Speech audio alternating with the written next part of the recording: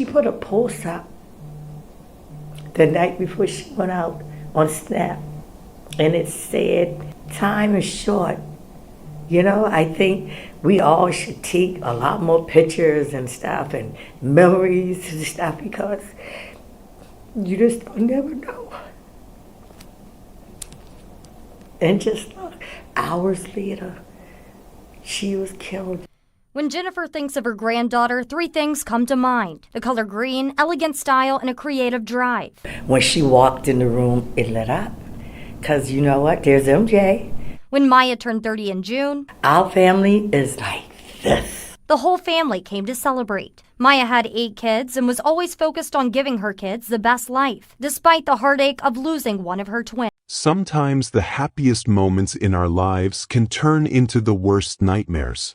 This is what happened to Maya Jennifer Simmons on what should have been the best night of her life. Maya was 30 years old and had 8 children. She worked hard every day to take care of them by herself. Money was always tight, but Maya never gave up. She cleaned houses during the week and did people's hair on weekends to pay the bills. Sometimes she even baked cakes and cookies to sell for extra money. Life had not been easy for Maya. When she was just 17, she had her first baby. The father of her first 3 kids left them when times got tough. During the pandemic, Maya lost her job and had to figure out new ways to make money. The hardest thing that ever happened to her was losing her daughter Dream, one of her twins. This broke Maya's heart, but she kept going because her other children needed her. Maya's grandmother Jennifer raised her after Maya's own mother had problems with drugs. Jennifer taught Maya how to cook family recipes and how to make a little bit of money go a long way. Most importantly, Jennifer showed Maya how to find happiness even when things were hard. Maya and Jennifer were very close, and Jennifer was like a real mother to her. Even with all these problems, Maya kept working toward her goals.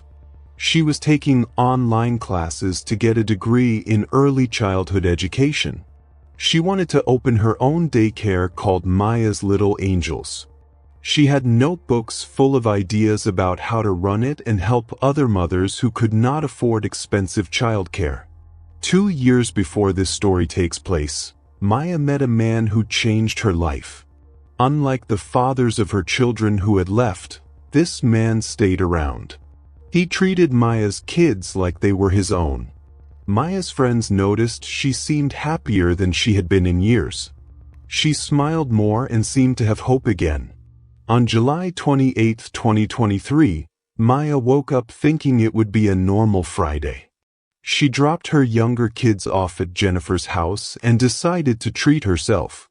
She got her hair and nails done, which was something she rarely did because money was usually too tight.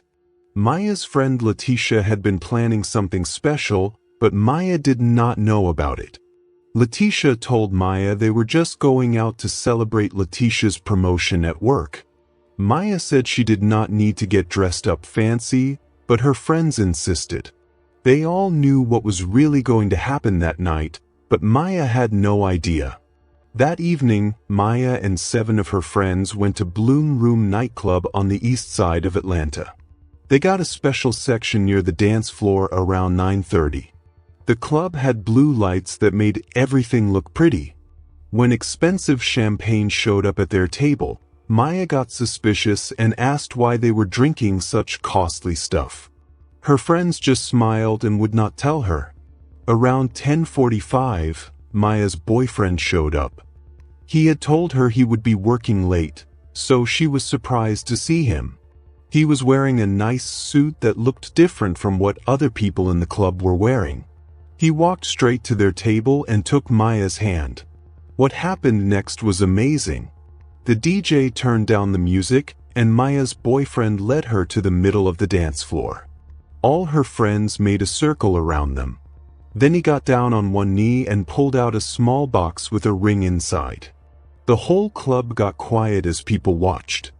Maya put her hands over her mouth because she could not believe what was happening. When she said yes, everyone in the club started cheering and clapping. The bartender said later that everyone loves seeing someone get engaged. Maya was crying happy tears as her boyfriend put the ring on her finger.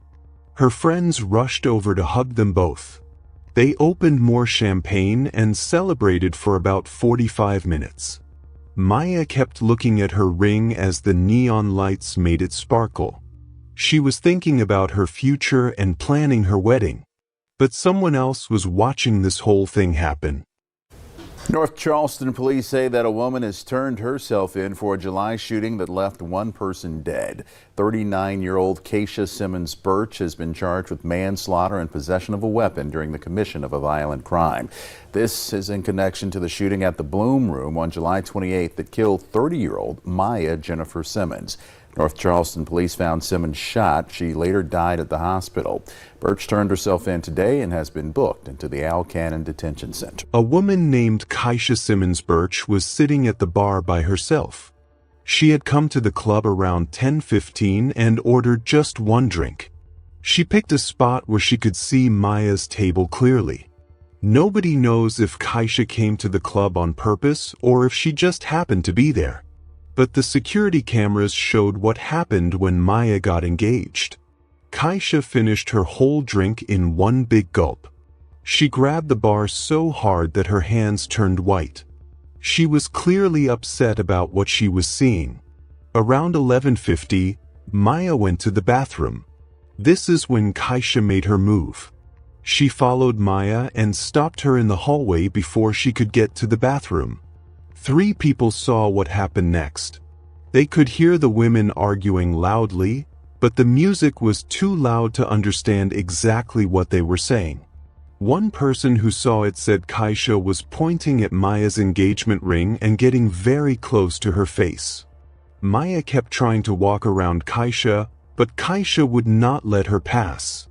A worker from the club saw what was happening and came over. When he got close, Kaisha backed away and let Maya go to the bathroom. Maya quickly sent a text to her friends asking for help. They came and waited outside the bathroom door to walk her back to their table safely. Maya told them that Kaisha said she was dating Maya's boyfriend too and that she was making threats. Maya's friends told her to ignore Kaisha and said some people just cannot stand seeing others happy. But this was far from over. For the next 30 minutes, things seemed to calm down. Maya and her friends moved to a quieter part of the club to keep celebrating. Kaisha stayed at the bar, but now she was drinking stronger drinks one after another.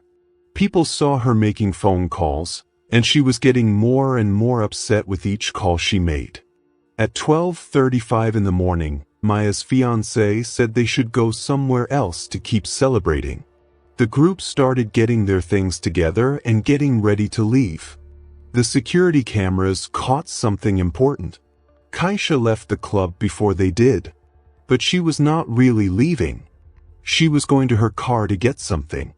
Nobody realized what was about to happen. Maya had no idea that the woman who bothered her in the bathroom was about to end her life. The engagement ring that had made her so happy was still sparkling on her finger as she walked toward what would be her final moments. The night before all this happened, Maya had posted something on Snapchat that now seems very sad. She wrote, "Time is short. I think we should all take more pictures and make more memories because you never know what might happen." Less than 24 hours later, Maya would be gone. A few days after the shooting, police got some news. Kaisha Simmons Birch walked into the police station and turned herself in.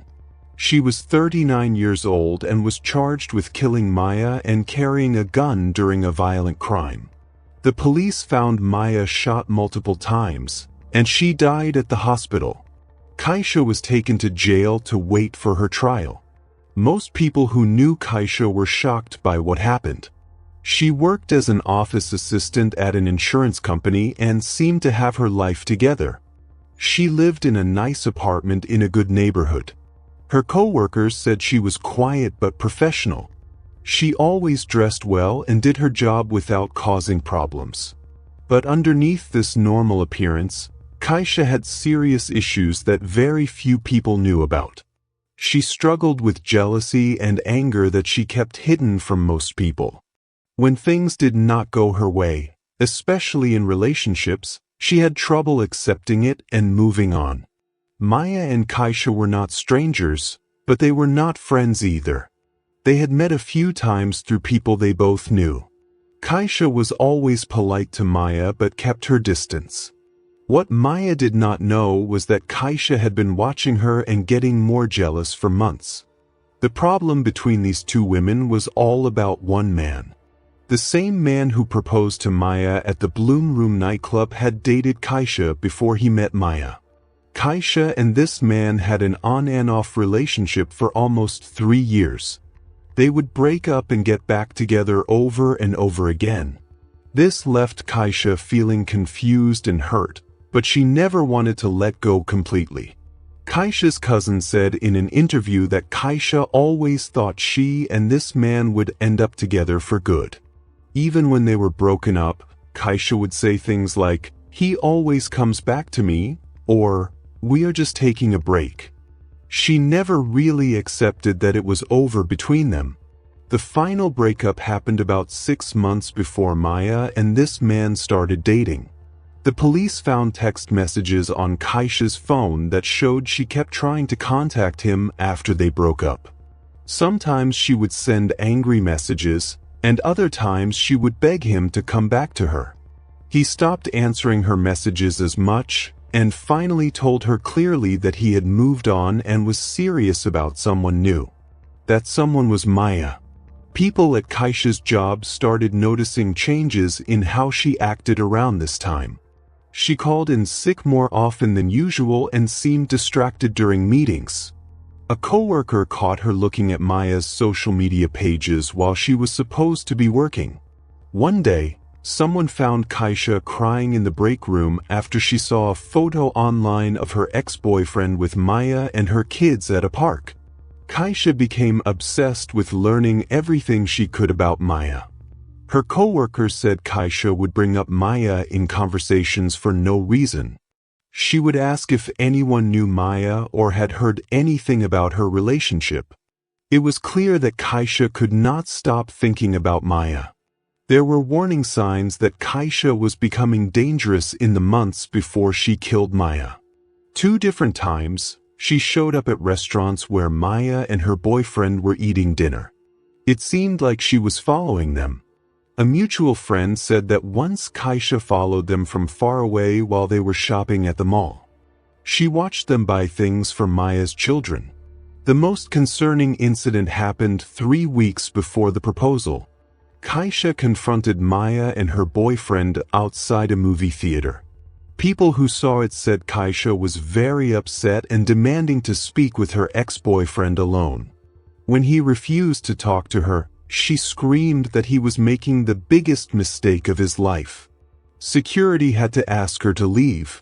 By morning, they had taken statements from 12 people who saw either the fight inside the club, the shooting itself, or both. All the witness statements matched up perfectly. One detective wrote in his report that there was no question about who fired the shots or why. This was not a case of figuring out who did it, but rather trying to understand how someone could do something so senseless. The gun used in the shooting was traced back to Kaisha Simmons Birch quickly. She had bought it legally just 6 weeks earlier at a gun shop in Marietta, Georgia. Store records showed this was her first time buying a gun, and she had passed all the required background checks and waited the required time. When police searched Kaisha's apartment with a court order, they found disturbing evidence. Investigators discovered a journal with multiple entries about Maya and her relationship with Kaisha's ex-boyfriend. They found photos of the couple that appeared to be printed from social media and pinned to a board in her bedroom. Most concerning was a list titled, "Ways to Make Her Go Away." Even though the list did not specifically mention violence, it showed how much Kaisha had been thinking about Maya. Kaisha's phone, which was in her purse when she was arrested, provided more insight into her thoughts. Text messages to friends in the weeks before the shooting showed she was becoming more and more obsessed with Maya and the relationship. In one message sent just 3 days before the shooting, Kaisha wrote, "I can't sleep knowing he might marry her. I can't eat. I can't think about anything else." By morning, as news of the shooting spread throughout Atlanta, investigators had a clear picture of what happened. This was a tragedy caused by jealousy, obsession, and a gun in the hands of someone consumed by both. Kaisha Simmons Birch was formally charged on July 30, 2023, just 2 days after the shooting. She appeared before a judge at the Fulton County Courthouse wearing an orange jail jumpsuit with her hair pulled back in a simple ponytail. This was very different from the carefully styled appearance she had at the Bloom Room nightclub. The charges against her were serious. She was charged with second-degree murder, having a gun while committing a violent crime, and aggravated assault. The district attorney's office had thought about charging her with first-degree murder, but they decided that while Kaisha clearly intended to hurt Maya, the evidence suggested the shooting was not planned out in advance in the strictest legal sense. The assistant district attorney said during the court hearing, "The defendant acted with hatred and complete disregard for human life." This story shows how quickly life can change forever. A celebration turned to tragedy in mere moments, leaving 8 children without their mother and a community forever changed. The wounds of such violence never fully heal. They simply become part of the lives of those touched by loss. Maya Jennifer Simmons deserved to see her children grow up. She deserved to plan her wedding and live out her dreams. Instead, jealousy and obsession took all of that away in a few terrible seconds. Her story reminds us that we must do better at recognizing the warning signs and protecting those who need help before it's too late.